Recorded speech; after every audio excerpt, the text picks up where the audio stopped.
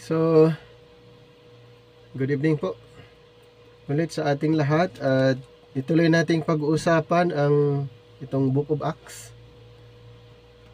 So, katulad ng pinag-uusapan po natin, ang Book of Acts ay may mga programa at mga katuruan na pwede nating matutunan.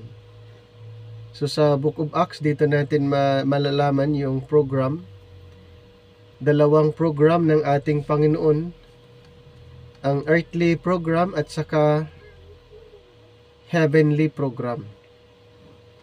Ang earthly program, ito ay nag-start since the world or from the foundation of the world.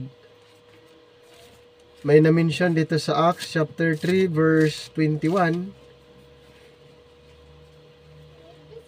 Repent ye therefore and be converted, that your sins may be blotted out, when the times of refreshing shall come from the presence of the Lord, whom the heaven must receive until the times of restitutions of all things, which God hath spoken by the mouth of all his holy prophets since the world began. So mayroong program since the world began, at isang program na na-mention sa Romans 16:25, kept secret since the world began. Verse 25, now to him that is of power to establish you according to my gospel, and the preaching of Jesus Christ according to the revelation of the mystery, which was kept secret since the world began. So nakita niyo yung kaibahan sa Acts chapter 3:21, since the world began. Romans 16:25, kept secret since the world began. So ang programa since the world, ito po yung prophecy. Ang programa kept secret since the world began ay mystery, na ito naman ay inirevealed ng ating Panginoon kay Apostol Pablo, ang mystery program. Ayon sa Ephesians chapter 3 verses 1 to 3. Ephesians chapter 3 verses 1 to 3. For this cause I, Paul, the prisoner of Jesus Christ, for you Gentiles, if ye have heard of the dispensation of the grace of God, which is given me to your word, how that by revelation he made known unto me the mystery. So kanino inirevealed ang mystery program? Kay Apostle Paul. Sa kanya po inirevealed. Ang prophetic program, ito na may na-revealed noon pa, na-mention ng mga propeta, at ito'y kanilang ipinapahayag. Ang hindi lang nila nakita yung programa tungkol sa mystery, dahil ang programang ito ay inirevealed ng ating Panginoon kay Apostol Pablo. Sa madaling salita, bago kay Apostol Pablo, ang programang ito ay mystery. Bago pa tinawag si Apostol Pablo na maging apostol, ang programang ito ay nananatiling mystery, dahil kay Pablo lamang ipinagkatiwala or inirevealed ang programang ito. Kaya nga sinabi niya na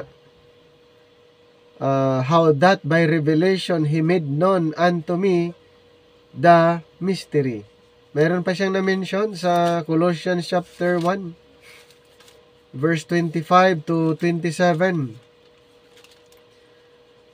Whereof I am made a minister according to the dispensation of God, which is given to me for you to fulfill the word of God, even the mystery which hath been hid from ages and from generations, but now is made manifest to his saints, to whom God would make known what is the riches of the glory of this mystery among the Gentiles, which is Christ in you, the hope of glory. So ang tanong, parehas ba ang mensahe na ipinapangaral ng 12 apostol at kay Apostol Pablo? Magkaiba po. Dahil ang ipinapangaral ng mga apostol ay tungkol sa kaharian, tungkol sa kingdom. Kaya nga dito sa Mark chapter 1, ito po yung ipinapangaral nila, ang tungkol po sa kaharian, tungkol sa kingdom. Chapter 1 verse 15, and saying, the time is fulfilled, and the kingdom of God is at hand. Repent ye and believe the gospel. So ano po ang gospel na ipinapangaral ng mga apostol? Ay ang tungkol sa kaharian. Dagdag pa natin ang Mateo chapter 10 verse 7 and 8, and as ye go. So referring to the 12 apostles, ang sabi, as ye go, preach saying, the kingdom of heaven is at hand, heal the sick, cleanse the lepers, raise the dead, cast out devils.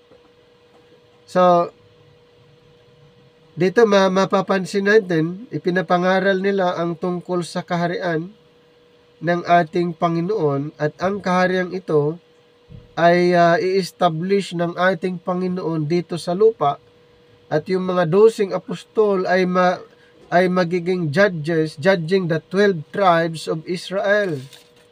In Mateo 19, Mateo 19:28,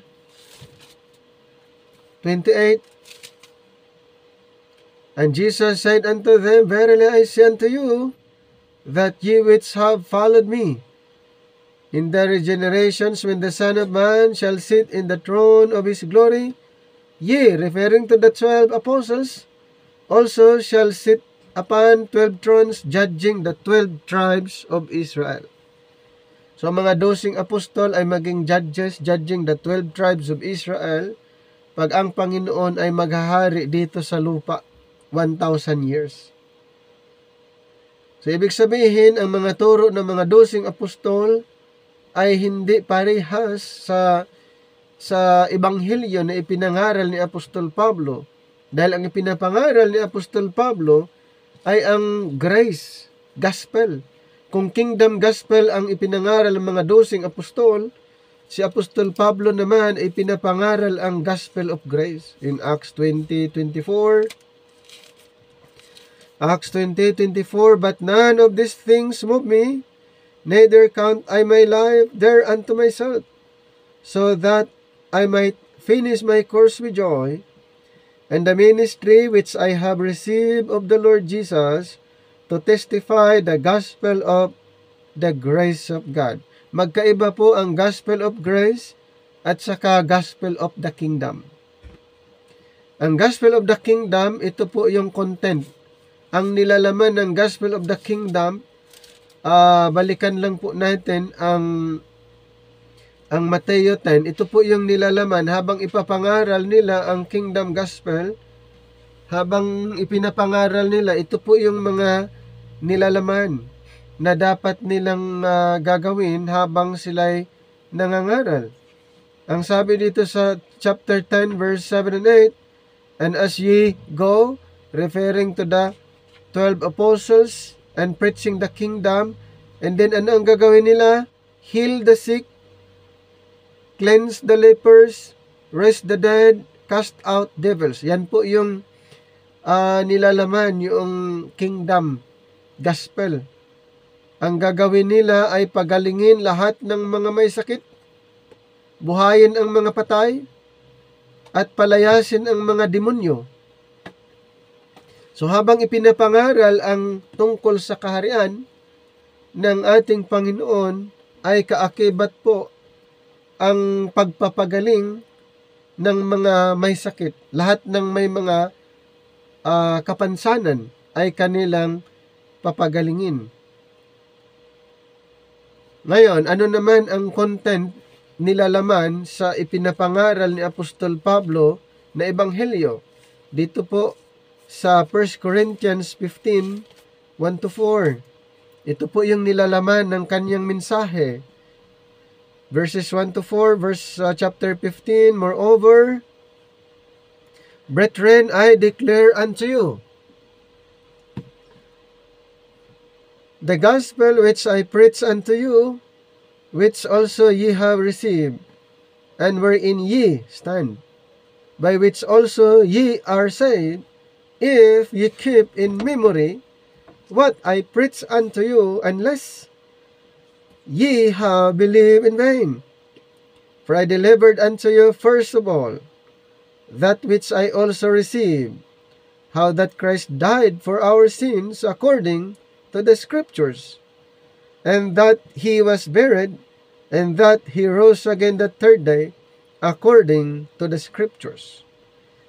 Magkaiba po ang mensahe ng mga 12 apostol at ang mensahe na tinanggap ni Apostol Pablo. So ang 12 apostol ay pinili ng ating Panginoon para sa mga 12 tribo ng Israel.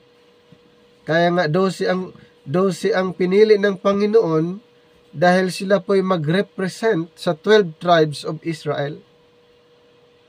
At si Apostol Pablo naman ay pinili ng Panginoon apostol para sa mga hintel.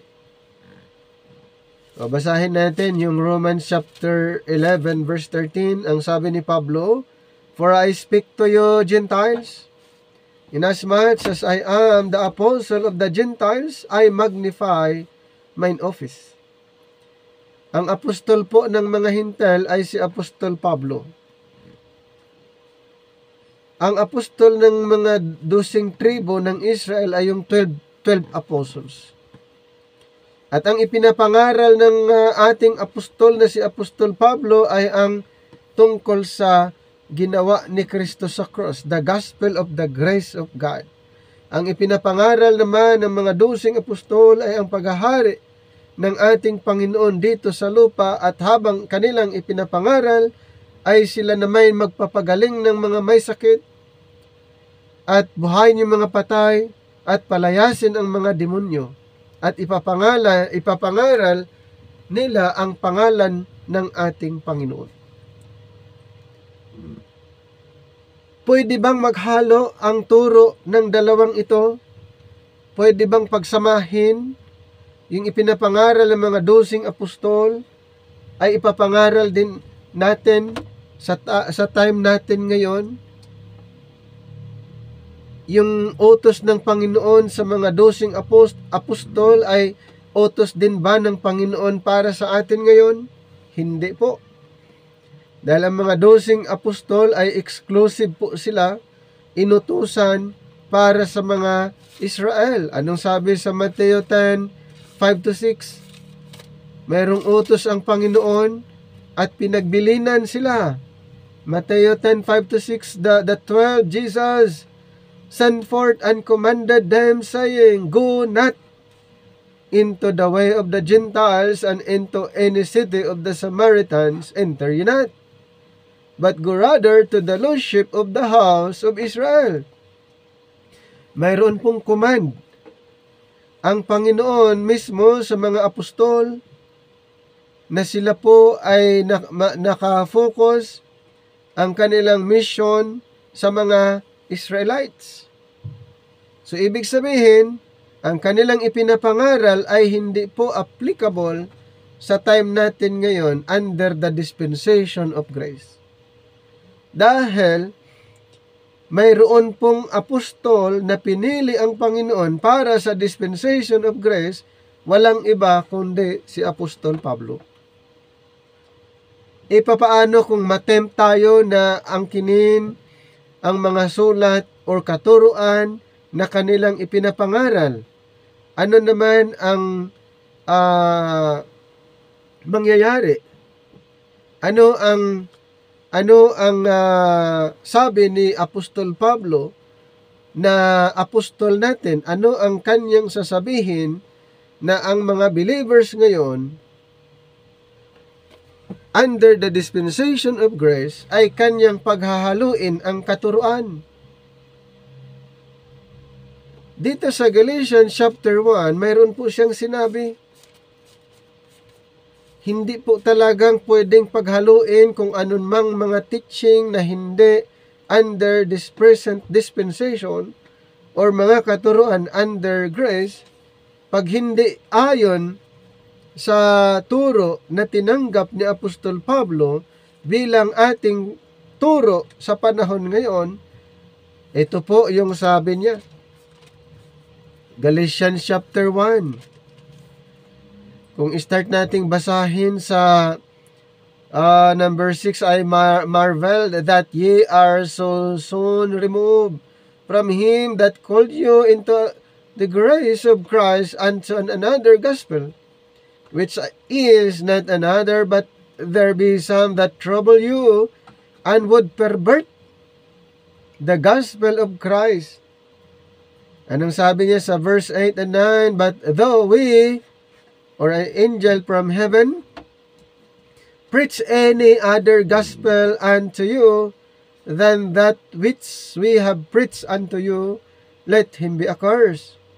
Number 9, as we said before, so say, I now again, if any man preach any other gospel unto you than that ye have received, let him be accursed.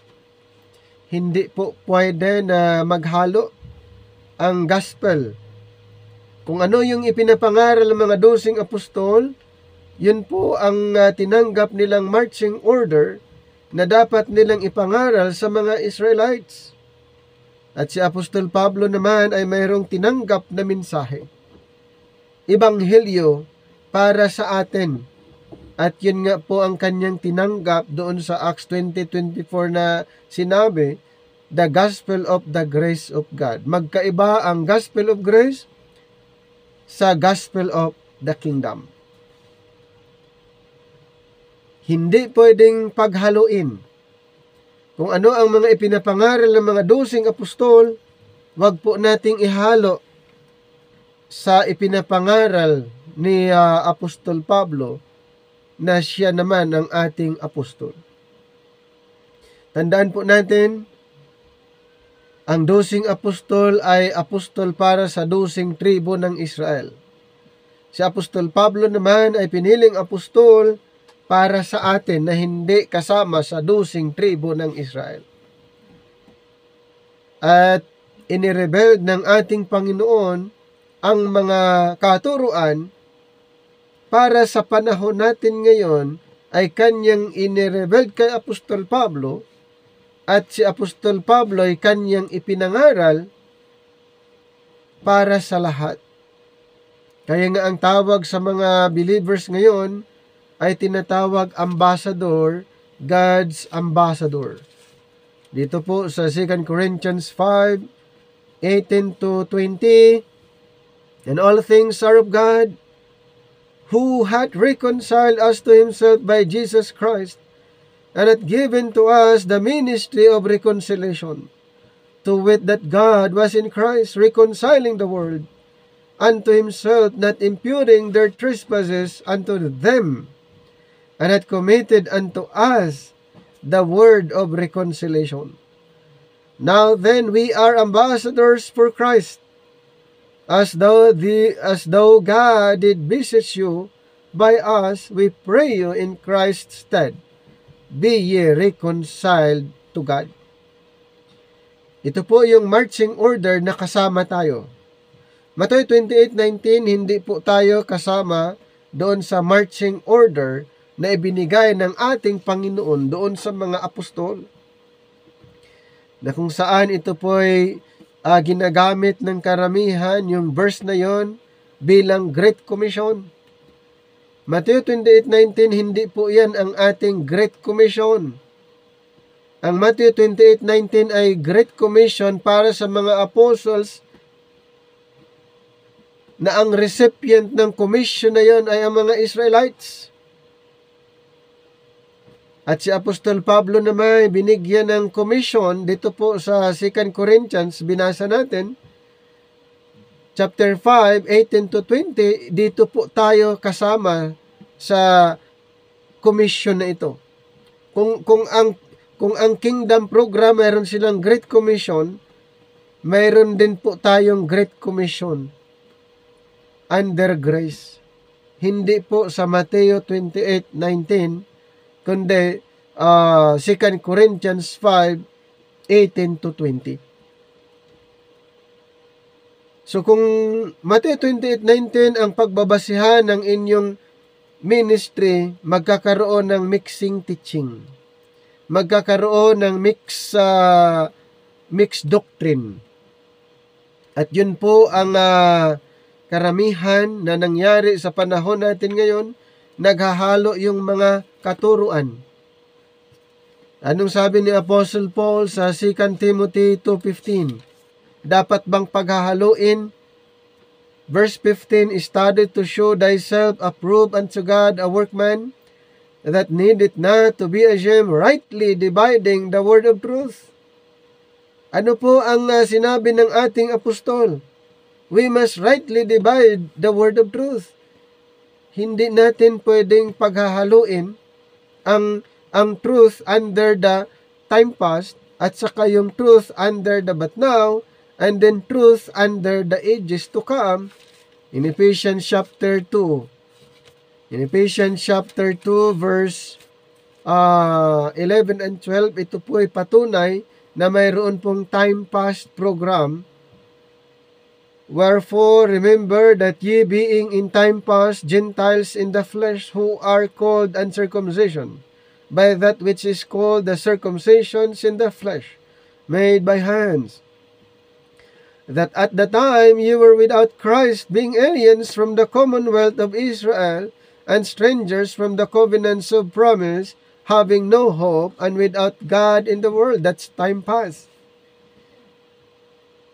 Sa time past program, ang mga Israel at saka Hintil hindi po equal footing, hindi parehas ang estado ng kanilang buhay. Dahil ang mga Gentiles na i-describe, na ilarawan as strangers from the commonwealth of Israel, aliens. Mapapansin natin na hindi po equal footing ang dalawang grupo. Pero dito sa 13 to 16, but now, nagbago yung program. But now, after the death of Jesus Christ, ano pong sinabi niya? But now in Christ Jesus, you sometimes were far off are made nigh by the blood of Christ, for he is our peace, who hath made both one, and hath broken down the middle wall of partition between us, having abolished in his flesh the enmity, even the law of commandments contained in ordinances, for to make in himself of twain one human, so making peace, and that he might reconcile both unto God in one body, by the cross, having slain the enmity thereby. Pansinin po natin yung 13 to 16, wala na pong pagkakaiba ang Jews and Gentiles. Pero 11 and 12, kung pansinin nyo po, magkaiba. Hindi parehas ang kanilang estado. Ang mga Hintil ay strangers, aliens from the commonwealth and from the covenant of promise na ginawa ng Panginoon sa bayang Israel. Pero 13 to 16, makita natin yung changes na pinag-isa niya ang dalawang grupo after the death of Christ. By His blood. By His blood. Pinag-isa niya ang dalawa, Israel and Gentiles.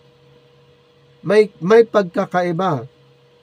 And then verse 7, and in the ages to come, He might show the exceeding riches of His grace in His kindness toward us through Christ Jesus. So,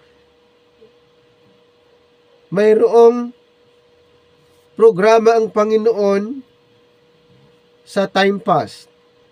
mayroon din siyang program under the but now, and then ages to come.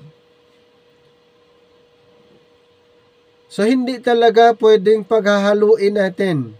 Kung anuman ang katuruan under the time past, wag po nating ihalo sa panahon natin ngayon. At ganun din po yung katuruan under ages to come. Wag din po nating ihalo sa but now program.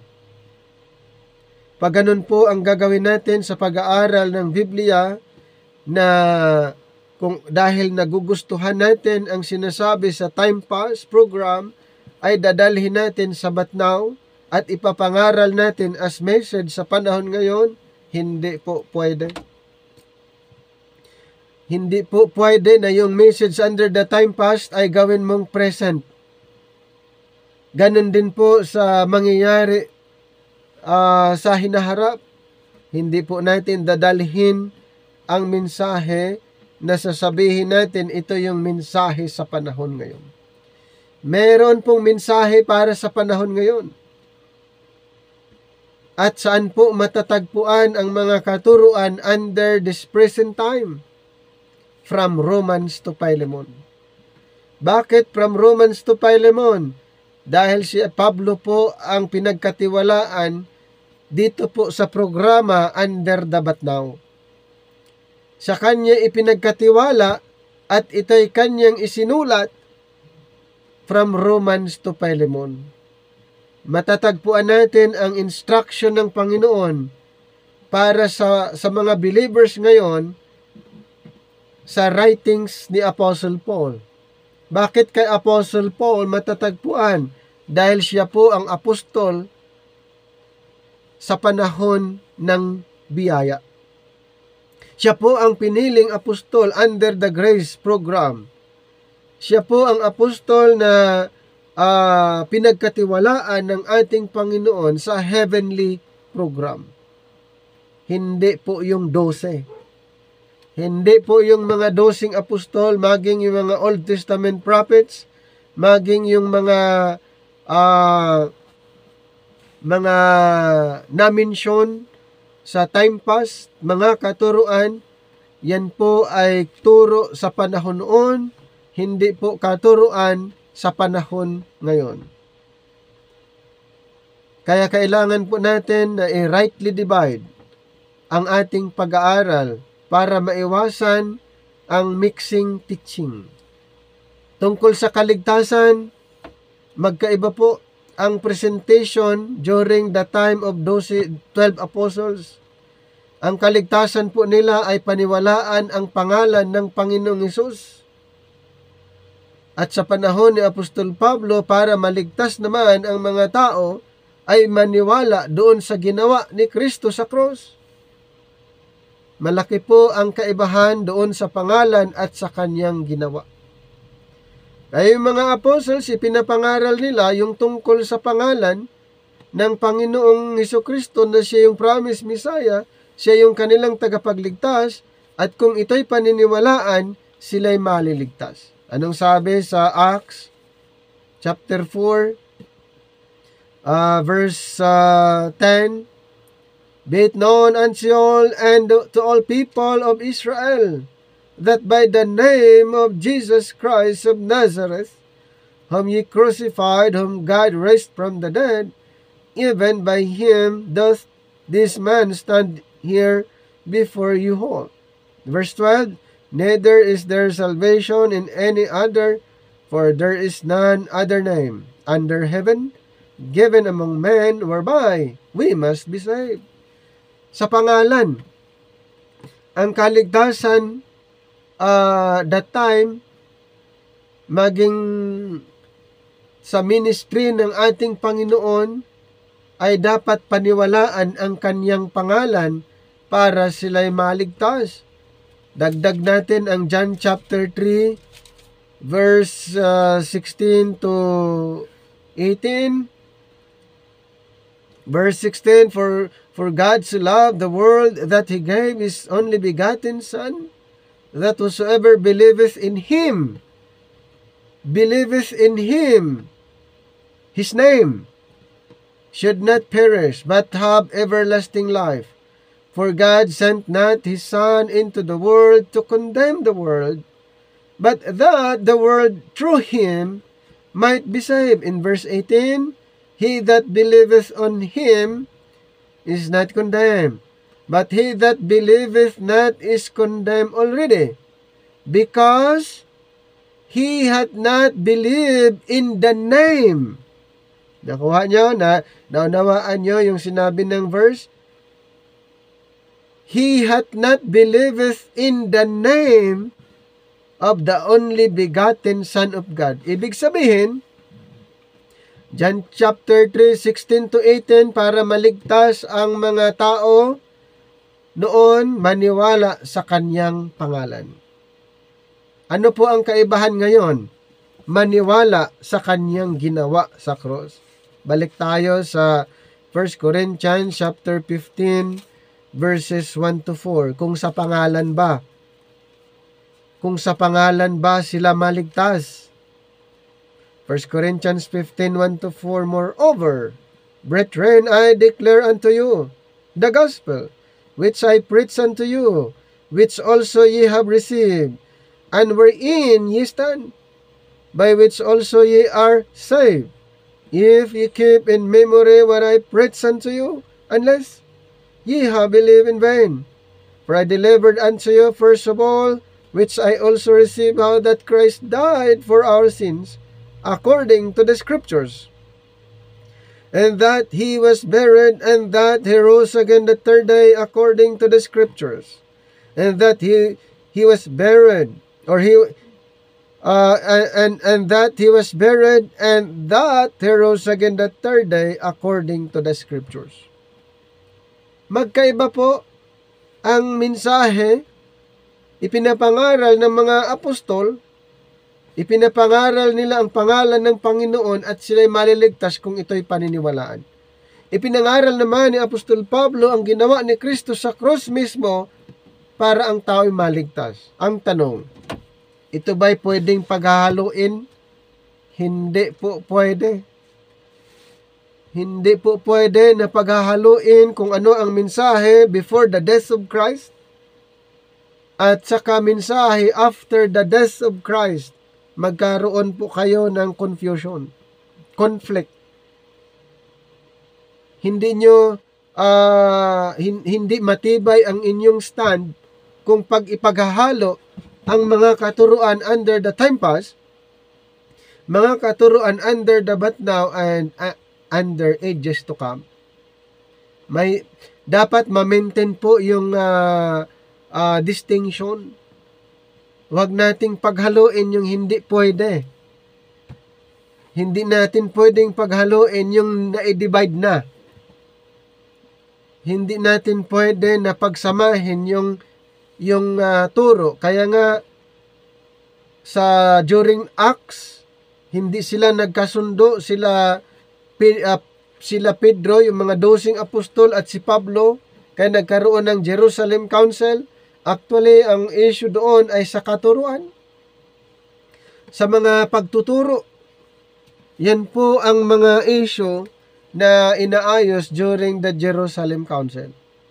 Anong sabi ni Apostle Paul para masettle yung problem sa Galatians chapter 2, 7 and 8? But contrariwise, when they saw that the gospel of the uncircumcision was committed unto me, as the gospel of the circumcision was unto Peter. Dito po pinaliwanag niya yung mayroong mission si Apostol Pablo sa mga Hintil at mayroong mission sila Pedro para sa Israel. Sa verse 8, for he that wrought effectually in Peter to the apostleship mighty in me toward the Gentiles. Nagkaroon ng Jerusalem Council dahil sila hindi parehas ang kanilang presentation, ang kanilang gospel.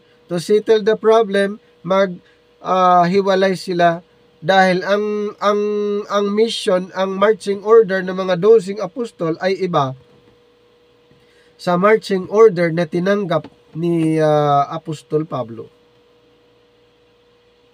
Kaya tandaan po natin, para maiwasan yung mixed teaching, dapat alam natin kung ano ang context na pinag-uusapan at ano yung ipinapangaral at sino yung recipient. Ganun din kay Apostle Paul, yung kanyang ipinapangaral, ano yung content ng pangangaral niya at sino yung receiver ng kanyang pinangaralan. Sino yung mga audience niya. Kaya kung i-compare natin ang ministry ng mga 12 apostol at kay Apostol Pablo ay hindi po parehas. Kaya nga dito sa Book of Acts, napakalaki pong maitulong kung maunawaan nyo ang Book of Acts na mayroong dalawang program na pinag-uusapan, Kingdom Program at Grace Program. Kaya nung na-convert si Saul, nagkaroon na ng changes sa programa ng ating Panginoon doon sa mga Israelites. Na mayroong unti-unting pagbabago hanggang nawala yung programa ng kingdom or ministry ng mga apostles, ng mga 12 apostol. After Acts 28, wala nang record kung ano ang ministry ng mga 12 apostol dahil nakafocus na lang sa ministry ni Apostle Paul. Wala na po yung 12. Kung babasahin yung Romans to Philemon, hindi nakasama ang 12 apostol. From Romans to Philemon, hindi nyo na malaman kung ano yung ministry ng mga 12 apostol dahil Romans to Philemon ay nakafocus ang ministry doon sa mga hintel sa pamagitan ni Apostol Pablo. Kaya wala kayong mababasang record doon from Romans to Philemon. Ano ba ang mga ginagawa ng mga 12 apostol? Pero from Romans to Philemon, mababasa nyo doon ang ministry ni Apostol Pablo para sa ating mga hintel. At ang nakakalungkot, ito po'y ini-ignore ng karamihan. Hindi nila na-appreciate, hindi nila na-acknowledge na yung nilalaktawan nilang katuruan, yun yung turo para sa panahon natin ngayon. Mas gusto nilang ipapangaral yung time pass na ang mga katuruan na nandoon ay para sa Israel. Gusto nilang ipangaral ang Matthew, Mark, Luke, and John na ang pinangaralan ay ang Israel. Gusto nilang ipangaral ang Hebrews to Revelation na ang recipient ng writings ay Israel. Hindi nila pinag-aralan na yung Romans to Philemon, yun pala ang books na ka-address para sa atin. Nilaktawan nila yung mga books na yon dahil si Apostol Pablo yung nagsulat, yung kanilang ini-ignore, yung kanilang ni-reject na mga books, ni-reject na apostle, siya yung apostol para sa atin. Nakuha niyo yung point? Yung nilalaktawan nila, ini-ignore nila na apostol, siya yung apostol para sa mga hintel. Siya yung pinili ng Panginoon para mayroon tayong apostol. Siya yung pinili ng Panginoon na inihayag yung programa, yung heavenly program. Ganun po ang nangyari mga kapatid. Kaya nakakalungkot po talaga, mas nakafocus ang karamihan doon sa mga katuruan na hindi applicable under the dispensation of grace. Hindi nila binigyan ng atensyon yung programa na tinanggap ni Apostol Pablo na apostol natin na ito po ay napakahalaga. Mas binigyan nila ng attention, maraming time, yung mga turo na hindi applicable under the dispensation of grace. Kaya nga, kung bakit natin aralin ang Book of Acts, dahil dito po maging clear sa ating kaisipan kung maunawaan niyo ang Book of Acts. Kaya sa Acts 9:23 to 43, Saul sent home the record of Peter's ministry resumed. So the escape from Damascus. In Acts 9:23 to 25, and after that many days were fulfilled, the Jews took counsel to kill him. Hindi nila maunawaan kasi yung ministry ni Apostle Paul, kaya karamihan ay gusto nilang i-persecute itong si Saul na after na siya naniniwala at nangangaral. But their laying await was known of Saul, and they watched the gates day and night to kill him. Then the disciples took him by night and laid him down by the wall in a basket, para lang maka-escape. Kasi tinatambangan siya day and night doon sa kanyang daanan para siya'y patayin. So ganun po katindi ang pangangaral, yung na-experience ni Apostle Paul para lang kanyang ipangaral ang kanyang tinanggap na mensahe. Already the great persecutor had become the persecuted one. Na alam nyo naman yung background ni Saul. Siya ang tinatawag na great persecutor, but sa puntong ito, siya ay persecuted. Already he was in peril among his own countrymen. Yung mga Israelites lang din. In 2 Corinthians 11:32 to 33, he tells more of the story.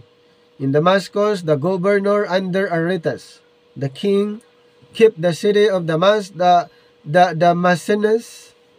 with a garrison, desirous to apprehend me. And through a window in a basket was let down by the wall and escaped his hands. So po siya. Hindi siya nakita ng mga kababayan niya na gusto siyang patayin, parusahan. And we're told that Aretas was father-in-law to Herod Antipas, and that he had made war on Herod for casting aside his daughter for Herod's brother Philip's wife, Herodias, in Mark 6:17-18. If this be true, the Jews at Damascus may well have sided against Herod, and the governor under Aretas may have reciprocated by trying to seize Saul for them. So whatever the reasons, the governor of Damascus closed the city in order to ensure Saul's arrest. Ang tindi po yung talagang experience nitong si Saul na naging apostol. Talagang gusto nilang parusahan, gusto nilang i-persecute, pahirapan, kaya gumawa sila ng paraan para mahuli nilang itong si Saul na dati great persecutor, at sa time nung siya nag-ministry, he was persecuted. And Saul, concealed in a basket, was let down by friends through a window by the city wall. So thus began a long series of perils and persecutions, some of which the apostle lists in 2 Corinthians 11. It is interesting in this connection to note what the apostle always glories in. It is never his rank or influence, much less his former place in the Hebrew nation, but always his position in Christ and his persecutions for Christ. And he sees that in himself he is nothing but a poor sinner, that were it not for the grace of God, he would still be among the blasphemers and persecutors of Christ that his sufferings now are but the sufferings of Christ. So naunawaan na niya. Diba, siya yung great persecutor, pero later on naunawaan na niya yung sitwasyon. At naranasan din niya yung naranasan ng mga pinersecute niya noon. In 2 Corinthians 12:1-5, he glories in the man, in Christ, the one called out to the third heaven. But he also speaks in 2 Corinthians 11:32-33 of the man let down, fugitive, hiding in a basket at night to escape death, and adds in 2 Corinthians 12:10, therefore I take pleasure in infirmities, in reproaches, in necessities, in persecution, in distresses for Christ's sake. For when I am weak, then am I strong. Perhaps he mentions this case particularly because it was the first of his sufferings for Christ and representative of what he would have to face throughout his Christian life and testimony. So about the return to Jerusalem, diba, he was escape. Balikan natin, siya nag-escape from Damascus, and then later on, he returned to Jerusalem. Itong si Saul, hindi pa napalitan yung pangalan niya. Yung pangalan niya napalitan Acts 13 nung siya ikinomission. Pero before Acts 13, dito sa Acts 9, hindi pa napalitan yung kanyang pangalan. Siya pa ay Saul. And when Saul was come to Jerusalem, he essayed to join himself to the disciples. But they were all afraid of him and believed not that he was a disciple. Ang daming natakot nung sumali itong si Saul doon sa Jerusalem. Hindi sila makapaniwala na siya'y nagiging disciple din, naging believer. But Barnabas took him and brought him to the apostles and declared unto them how he had seen the Lord in the way, and that he had spoken to him, and how he had preached boldly at Damascus in the name of Jesus. And he was with them coming and going out at Jerusalem, and he spake boldly in the name of the Lord Jesus, and disputed against the Grecians, but they went about to slay him. Which when the brethren knew, they brought him down to Caesarea and sent him forth to Tarsus. Then had the churches rest throughout all Judea and Galilee and Samaria, and were edified, and walking in the fear of the Lord, and in the comforts of the Holy Ghost, were multiplied. In Acts 9:26 to 81. As we have already seen, Saul returned to Jerusalem on this occasion to see Peter in Galatians 1:18. This was natural. His life was not safe at Damascus, and while it would be his deepest desire to return to Jerusalem, so the former headquarters of his persecution, the peril to his life might be even greater among the Jews there. And he would go then directly to Peter, to the leader of the 12, and the appointed head of the Pentecostal church, and relate his story to him. But his attempts to unite himself with the disciples there were discouraged and repelled for, and they were all afraid of him and believed not that he was a disciple. So hindi agad-agad siyang pinaniwalaan na siya'y naging apostol. Siya'y naging believer. Hindi agad siya tinanggap, pinaniniwalaan doon sa Jerusalem. This too was natural, for it is not difficult to understand how the Jerusalem believers would shrink with suspicion and dread from one who had been so violent and persecutor, whose hands dripped, as it were, with the blood of their own relatives and friends. Hindi agad nilang matanggap yon na yung persecutor ay nakasama nila, nag-worship, kasama nila sa synagogue. But here Barnabas, the son of consolation, comes to Saul. Ito po yung pwede nating matutunan kay Barnabas. It is suggested that these two may already have known each other since Barnabas sailed from Cyprus in Acts 4:36 and Saul from Tarsus, just across from Cyprus on the Asiatic coast. At any rate, Barnabas took Saul in hand as the original has and brought him to the apostles, explaining how the Lord had appeared to him and how Saul had boldly preached in his name at Damascus. So as a result, Peter evidently took Saul into his own home. For Paul later says of that visit, I abode with him 15 days. Galatians 1:18. And this gained him some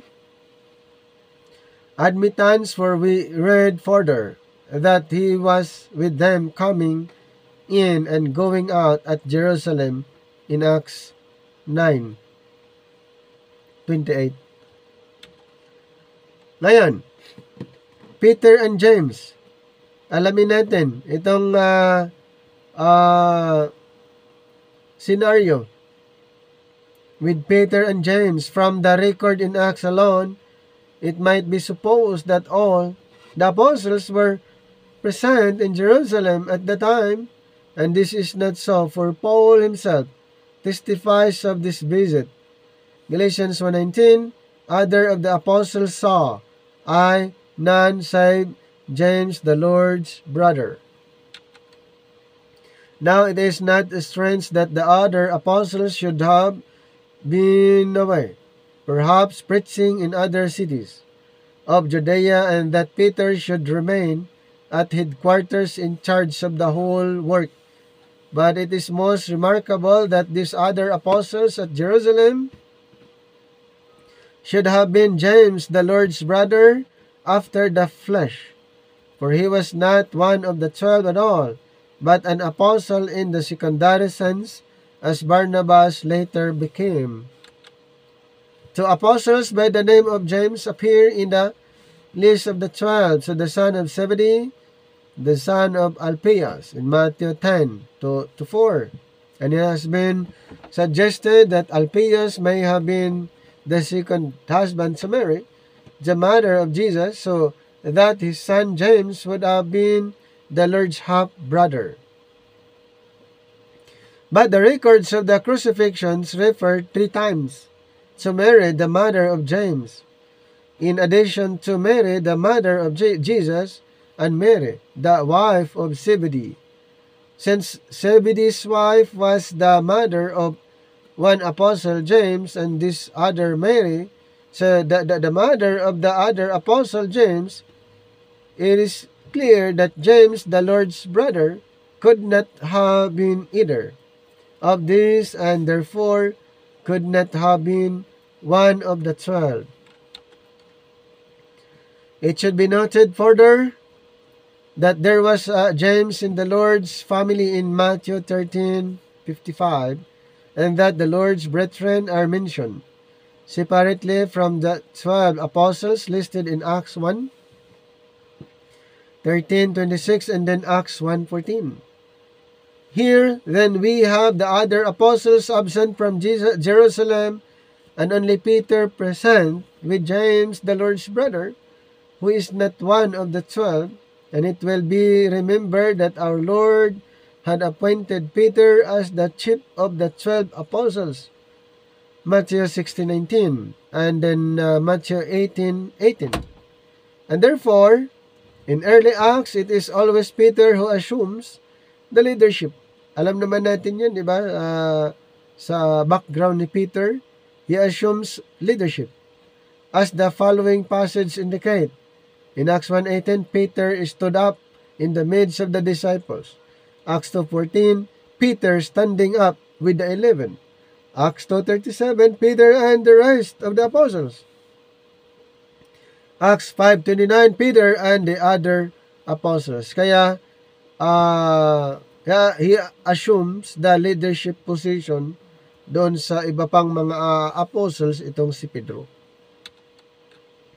But after the raising up of Paul, a change takes place. It seems that precedence in the Jerusalem church passes through Peter to James, so the Lord's brother after the flesh, who is not even one of the 12. So ito po yung time during the Jerusalem Council ay makita natin itong si James, Peter, at yung iba pang mga scenario during that time. Here, shortly after Saul's conversion, this James alone is at Jerusalem with Peter as one of the apostles. And then later, when Peter was released from prison by an angel, he said to his friends, "Go, show these things unto James and to the brethren," in Acts 12:17. Mababasa niyo doon. And again, it was this James, not Peter, who closed the great Jerusalem council. Sino na? Si James. With the words, "Wherefore my sentence is," in Acts 15:19, when and how had James been appointed the presiding officer over this council. Hindi si Pedro, si James.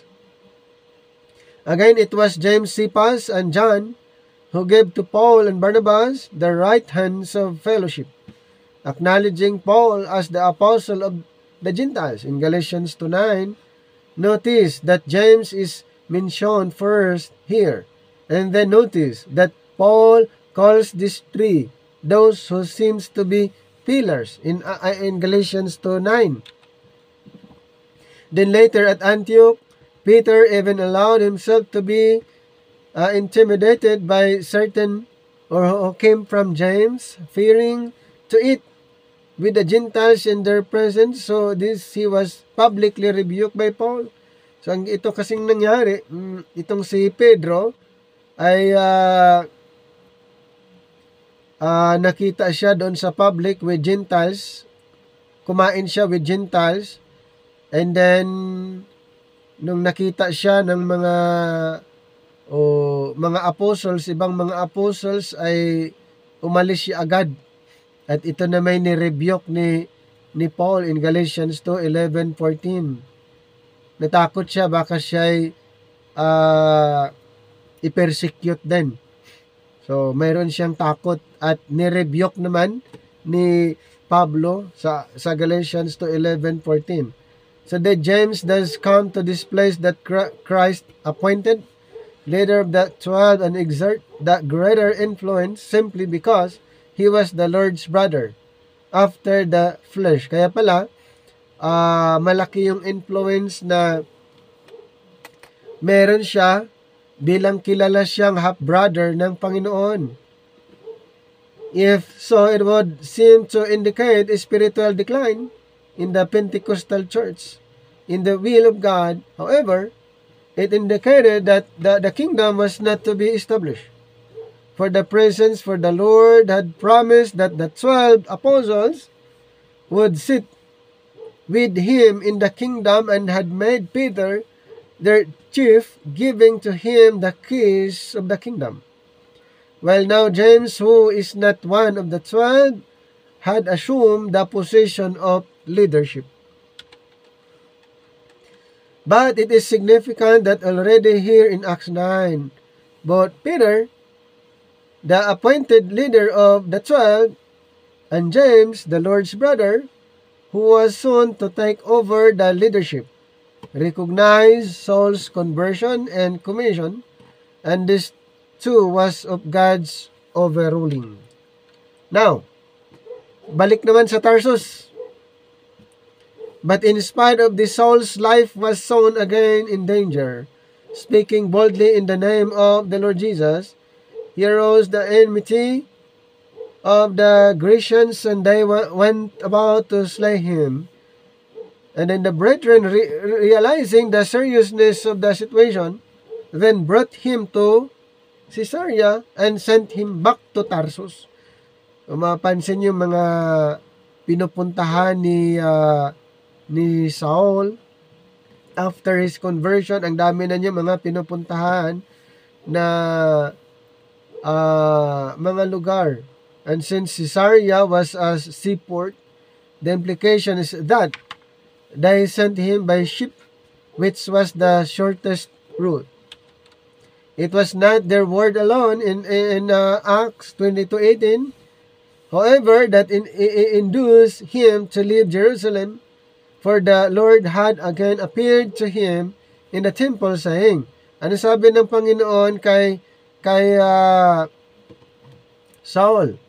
Make haste and get thee quickly out of Jerusalem, for they will not receive thy testimony concerning me. So with a heart yearning for his people, whom he had led in persecution against Christ, Saul at first argued that surely they would listen to him, but the Lord knew better.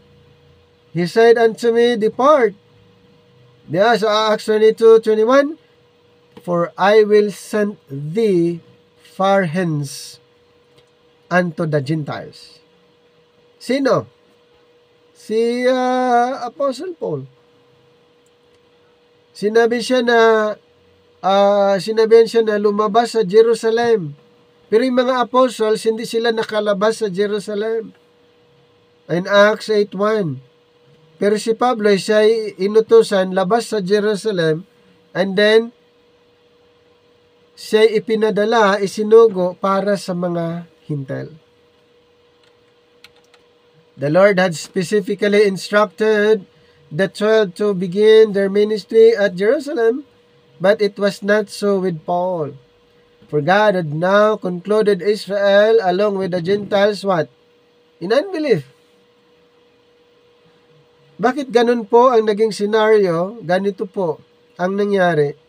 Ang mga Israelites ay nireject po nila yung offer. Nireject po nila yung offer ng Panginoon. At along with the Gentiles, ito pong nangyari. Nakasama po, naging iisang estado na lang ang mga Israelite at Gentiles. At kinunklo doon sa 1132 ng Roma, unbelief, Jews and Gentiles. Kinunclude na unbelievers. So the Saul is sent home apparently unwanted, and some considerable lengths of time must elapse before his friend Barnabas will come to Tarsus to look for him and introduce him to a fruitful ministry at Antioch. Thus Saul remains unknown by faith unto the churches of Judea. Galatians 1:22. And now that he is gone, the church in Palestine enjoys rest and is multiplied such anxiety has the very rumor of his presence in Jerusalem caused the believers. Ito na, Saul stay at Tarsus. So balik sa Tarsus.